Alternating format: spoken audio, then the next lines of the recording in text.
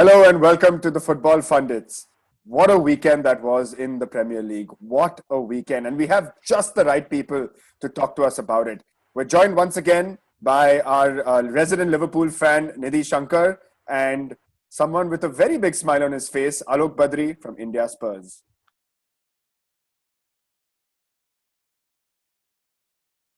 All right, before we even get into any of the results in detail, Alok, did the referee ruin the game? It shouldn't be red for sure. I mean, if it's red for Martial, it has to be a red for Lamela as well.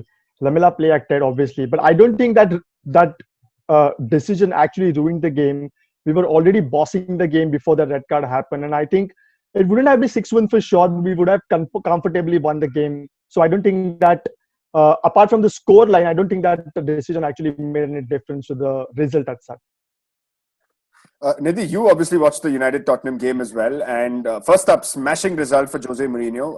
It's been a very, very tiring and a busy week for Tottenham Hotspur. 4 games within the span of 7 or 8 days. So to come off that kind of a run and to end it with a 6-1 victory over Manchester United at Old Trafford. So many narratives, right? Jose back at Old Trafford, Jose versus Oli.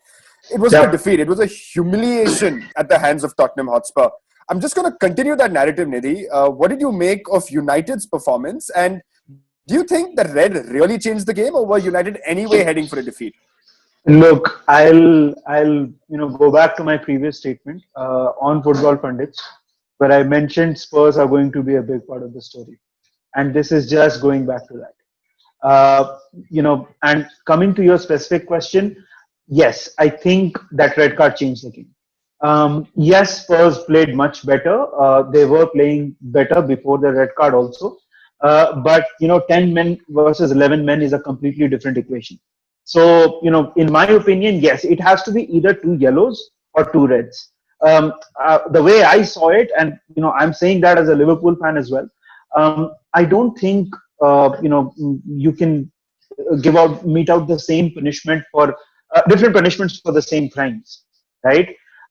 Now, your question about Manchester United's performance, well, hard to judge. I mean, 10 players, but yes, I mean, I think it's the captain has to step up massively for Harry Maguire shambolic performance. I mean, you can blame everybody, and of course, Spurs played really, really well. But in defense, they just ran rings around him. So I don't think, as a United fan or as a neutral, you can. There are very few positives from that United side that you can, bring up, especially based on this game. Abby, I just want to cut in here, and if I could sum up what they said, maybe if Alok, you want to say something else after that, you can, obviously. Look, United were pathetic.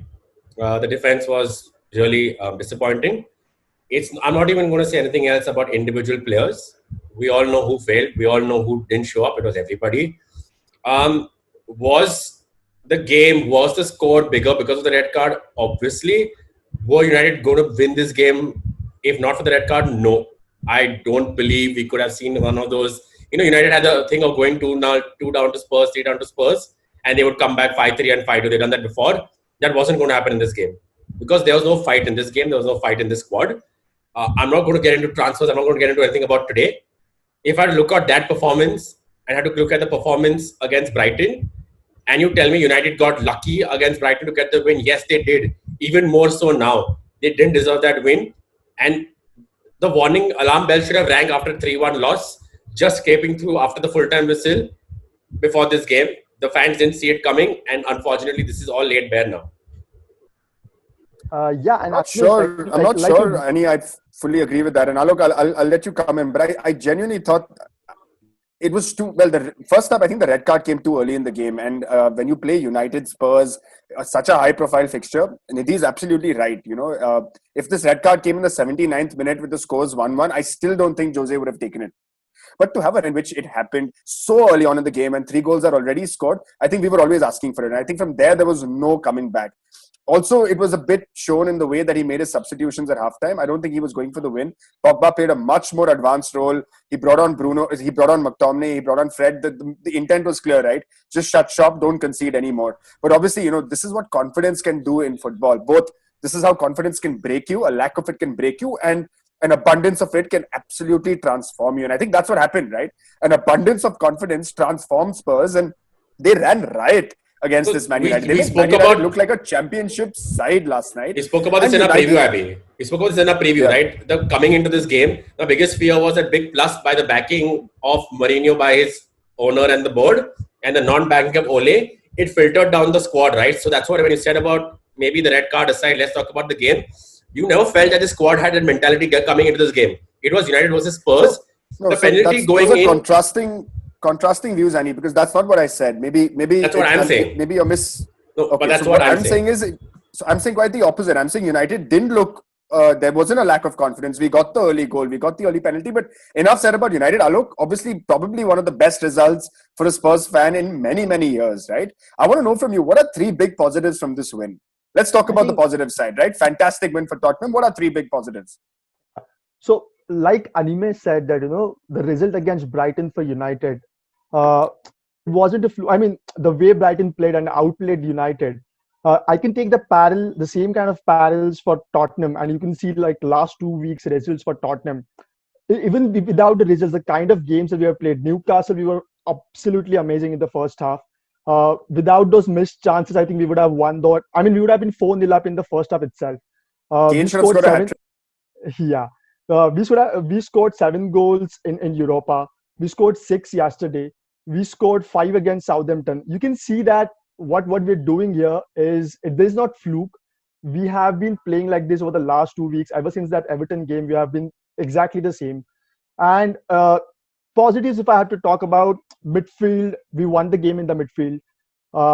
And Ndombele, Højbjerg, absolutely brilliant. And I told you, I think I said it in somewhere else, but Højbjerg has to be our best signing of the season. And that speaks volumes when we have signed someone like Reguilon and Bale, because we have lacked someone like Højbjerg in that position over the last 3-4 seasons. And I would say that his Wanyama and Dembele molded into a one player. That pass for Aurier, which cut through the defense and the midfield, absolutely brilliant. He bullied Ndombele and Højbjerg bullied Pogba. Second thing, I think Son and Kane have created that partnership, and I think it has to be one of the lethal partnerships in Europe today. For that goal, which Kane took the early free kick and Son scored it. Son said it in the post-match interview that as soon as Kane picked up the ball in his hands, I knew that he was going to pass and I made that run. I did not even look behind. So they have created that telepathy. And apart from that, I think, those 2 positives are enough. And then again, Lamela, we had talked about this in the I think the third positive is the scoreline in itself, right? Yeah. It wasn't a win. It was so much more than a win. Moving from one humiliation at the hands of Tottenham Hotspur, let's move to an embarrassment of a result, because there's a big difference in the words that I use, Nidhi. And I say embarrassment because it wasn't a humiliation. It was almost shocked. And I'll be honest, as a neutral watcher, even at 4-1, 5-1, 6-2, this Liverpool side have done so much right in the recent past that you still feel, it's not over. It's not over. But you're a Liverpool fan, Nidhi. What did you make of that 7-2 against Aston Villa? Well, it's impossible to defend that result. Everything that could have gone wrong did go wrong right from the 4th minute. And, and this is where, it comes down to the manager as well. Of course, we can blame Adrian and all, but Adrian was always susceptible to mistakes. See, what happens with Alisson is because he commands his, box so well. And, the fullbacks, the defensive midfielder, everybody has that confidence that we have someone dependable at the back. So they go ahead, they anticipate passes so much better. And they start counterattacks. With Alisson missing, we still tried to play the same way with a much inferior personnel as a goalkeeper. Of course, he was directly responsible for 3 out of the 7 goals. And as a Liverpool fan, the only thing I can say, this is so much more than an embarrassment. This is perhaps the worst result under Jurgen Klopp. I don't. The last time, that loss to Stoke City 6-1, we conceded less. This was so much more, of course, because of the goalkeeper and the tactics overall. I think the only positive that one could take from this result is that it has happened early on in the season. That's the only positive I can take from this particular result. Otherwise, the team, the manager, everybody needs to have a hard, long look at themselves after this. This is something we spoke about earlier on in our season review of the Premier League in general. We spoke about the fact that this will be a very tight season. There are going to be unpredictable, unexpected results, and you're already seeing those. Is that because of the lack of preseason, Nidhi? It's the lack of, the COVID coming in. Players are playing differently. It's not the same atmosphere, right? We've seen defensive being shattered all across. Man City, United, and Liverpool in the same week is unprecedented. Those things are going to come along. And one more thing I'd like to say about Liverpool is, though, Nidhi, and maybe you can chime in, and Alok can also give his take on the game. I will say this, though. I would, as a Liverpool fan, worry a little bit about Gomez and Trent. They don't seem to have woken up since June. They've looked really, really laggy, and they're a little shaky. And I would worry because you don't have centre-back backup. And when we did the Liverpool preview, if you remember, Nidhi, with Shriram, I obviously I'm going to use my favorite term, and I waxed lyrical about Jurgen Klopp and his men. But I did point out that one thing that I saw as a weakness in Liverpool's side was Joe Gomez and that centre-back pairing with Virgil van Dijk. I just feel it's a bit like, and I hate to always bring in United analogies, but it's a bit like, imagine for a second we had Nemanja Vidic as our centre-back, and then you pair him with Eric Bailly. No disrespect to Joe Gomez, but not the same level as Van Dijk is what I always thought. Look, even Van Dijk was atrocious yesterday. Let's call a spade a spade, right? He wasn't. To use your favorite term, we wax lyrical about him when he's very good, and that's most of the times. But we need to say it when he's not good enough, and he wasn't, right? And I agree with you. Not so much about Trent, but Joe Gomez, I think, is horribly out of form. He is, since the restart, actually. He has been making some basic errors, like not tracking his man, playing Really, people onside. Out of form or out of depth? I wouldn't say out of depth. He's still a very, very talented player. I still am a big Joe Gomez fan. And you know what? I think he's going to come back much stronger, especially after this result. But that's the thing, right? Animesh, that's the thing. I mean, this is COVID season. This is one goalkeeper injury. I mean, we can't even blame it to Mane. We conceded 7, right? We scored 2. We still scored 2 away from home. One goalkeeper injury. Imagine if Virgil van Dijk gets injured, or I pray and hope it doesn't happen to any human being, but for example, he catches the virus. It's going to be shambles from there on, right? And I think, like Animesh mentioned, and even everyone will agree to this, that teams have looked more open this time around. United, City, Liverpool. I don't see that compactness in the back. Also, I think it's Klopp's adamancy that of playing high line, even when they are getting beaten out of the park. Aston Villa could find spaces behind the players very easily. Ollie Watkins' goal when he scored the header, and I could see that they could easily run behind the high line and get at least 3-4 men behind the entire defense line, which was worrying for me, I guess. So I think if you have to find something in your defense, otherwise I think Liverpool. I don't see Liverpool winning the league this season if they don't find any answers to that defense line. I know you want to say something. Sorry, Alok. What do you then say about Spurs' top 4 chances looking like you're looking in such good form? Don't you think Jose should aim for the title then? Why is the expectation not there? Yeah, I think if we had gotten, we are just one centre back away from going for the title. That's where our problems lie. We have amazing forward line, but you can see the kind of goals that we have scored. We have considered this season and even last season. Eric Dyer, Davinson Sanchez, they are susceptible to mistakes. They will concede mistakes and they will concede stupid penalties and stupid fouls. We were one screen year away from going for the title. I don't think that's happening. We are going for someone like John Stones I'm not happy with.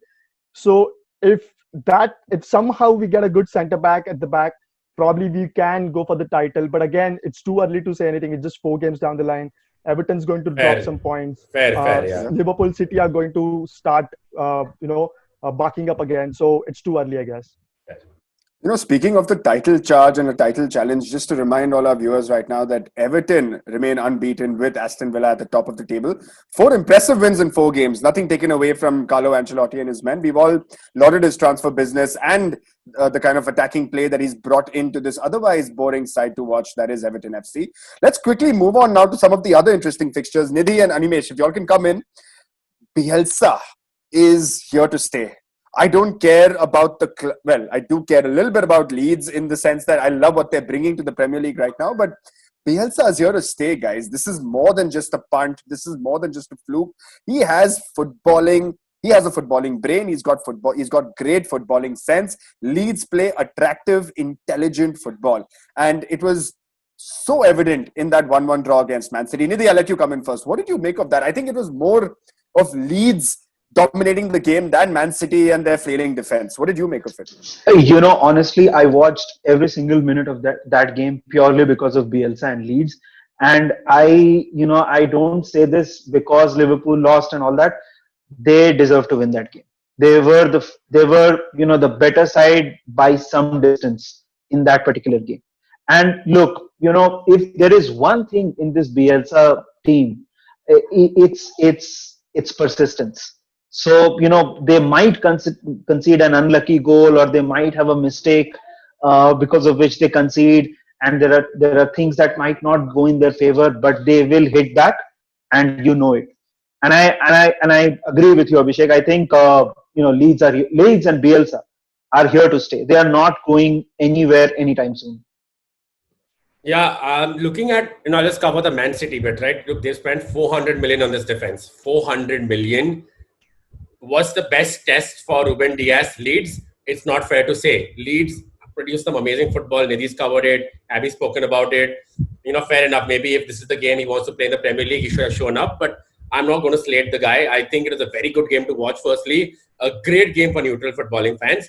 We're going to wrap up. Pep Guardiola, he was smiling after the game, all huggy with Bielsa. He's angry inside because he's been made to look like a fool now in the Premier League. He's not looking like the Pep who dominated Bayern Munich. He's not the Pep who were the formidables even with City, right? This Pep is in uncharted waters. He kind of looks like he little bit has no idea what to do without Aguero and the number 9. Jesus is not good enough. Aguero is out for a while. Yes, Sterling is a great player. They've gotten Ferran Torres. They've gotten Nathan Ake. This side doesn't look like they could win the title for me still. They still don't look like title winners, even with Ruben Dias. So if I'm anybody else in the chasing pack, right, I'll be like, rubbing my hands together. If I'm Chelsea and Frank Lampard, I don't think I'm out just yet. I know that City and Liverpool are there for the taking this year. This actually makes me happy. And if I'm Pep Guardiola and if I'm the owner of Man City, I'd be angry inside because Champions League isn't going to be easy for them either with this defense. Very well said, Annie. In fact, that's what we also spoke about pre-season, right? Is this going to be City's year? Can they lead the charge against, what is still, I believe, a formidable Liverpool side? Take nothing away from them despite the result. Look, let's talk about your rivals from across town now, because Chelsea and Arsenal had some impressive wins in game week 4. I think the only talking point about Arsenal and Sheffield, and no disrespect to Arsenal, is the fact that Sheffield have finally scored, even though they've lost. McGoldrick with the win, with the single goal there. But routine win for Arsenal, if you ask me. Let's talk about Chelsea. Ben Chilwell with a fantastic debut. I think goal and an assist in a 4-0 win. So 2 questions there. What do you make of Chelsea now? Are they starting a bit of a resurgence? And Nidhi, maybe you can come in after that. What is going on with Timo Werner? Yeah. I think Chelsea, now they've started to gel up. These new signings, there are about 6-7 new players, and they have started coming up. Now they are training with each other more and more. So they have started to find that sync between each other. You can see that Ben Chilwell, he was not really good against us in the Carabao Cup, but he finally has found his feet in the Premier League. He was exceptional the other day, and that assist and the goal just proved that what he can be. on that left-hand side. Could he be again like Marcus Alonso was once again with Chelsea, because he always performed whenever he stood up. He was that proper FPL pick for everyone. Everyone chose Marcus Alonso every year. So we know that he had that threat going forward. So I think Ben Chilwell can be that player. With Arsenal, routine win, we knew that they could beat Sheffield with ease. And in the first half, they didn't really look the Arsenal that we know. It felt like that is the Arsenal that we know, right? Yeah. Yeah. But again, this season they've started. I mean, I expected them to start scoring right from the beginning. I mean, at least in the first half, I expected them to score at least one goal. But they didn't look that comfortable. And then the second half, they scored 2 goals, and it was a comfortable win overall. But I think Arsenal, I still don't think that they can get top 4. The news are coming in that they are going for Partey, and they might just get him along. But without Aouar, I don't think they can get that top 4. Chelsea will be in the mix till the last game week, and like Animesh has mentioned already, that top 4 is going to be decided in the last game week only. There are about 8 to 9 teams going for top 4 this season, and I think this will be an interesting mix overall. What's really cool is that of these teams that you speak of going for top 4, Liverpool, Tottenham, Chelsea, United, City aren't in it. Who would have imagined? But let's move to Chelsea, and I'm going to bring up an interesting player, because Nidhi, you'll remember that he was linked very heavily with Liverpool as well, Timo Werner. So tell us, what is it? Is it a system issue? Because he is a classic centre forward, number 9, played for RB Leipzig. What's going on with him? Look, it's too early to put out a jury on Timo Werner. But I'll say this, based on the evidence that we have seen so far, even though he scored against Spurs in the Carabao Cup, he looks like a player who can be marked out of games or at least defended out of games. Yes, he's got pace to burn, but his runs, I think he will need to change a little bit in terms of, his ball anticipation, and at least in terms of, his movement off the ball. That can be tracked very easily. If I go back to the Liverpool versus Chelsea game, Fabinho, controlled him quite well, and that was the case with even Crystal Palace. I wouldn't call that a bad performance though against Crystal Palace. But yes, Timo Werner, I think there needs to be a bit more than just speed and direct runs, because he came from Leipzig, and although there were a few teams with certain quality, here you might find, for example, Leeds. We all talk about Leeds, right? Fine, Leeds I don't think they are going to be a part of the top 4 equation, right? But they still have 2 very good centre backs, which may not be a case with an Augsburg, for example, when he was playing in the Bundesliga. So here, the quality, the average quality suddenly goes up, and hence I think he needs to change his game. But I still think he's a fantastic player, and he still might surprise a lot of people. Right. So that remains to be the problem for Chelsea to unlock, hopefully, and maybe Frank Lampard and his men can sort of unlock Werner's true potential. Gentlemen, thank you so much for joining us on our Game Week 4 review. What a game week, guys. This game week was almost so representative of 2020 in so many ways, right? The kind of year that everyone's having. But thanks so much for this. If you're watching in 2 weeks, there's going to be some more cracking fixtures coming your way. We've got the Merseyside derby, which is Liverpool-Everton. We've got 2 London derbies as well. Not London derbies. We've got Man City-Arsenal, and we've got Spurs taking on West Ham. So those promise to be very, very interesting fixtures as well. We will do a preview. But until then, we'll see you on the next one, which might just be a transfer special. So you can follow us on our individual handles right here. Don't forget to hit subscribe, do like, do share if you did enjoy this video, and we'll see you on the next one. Cheers. United will still finish above Chelsea this year.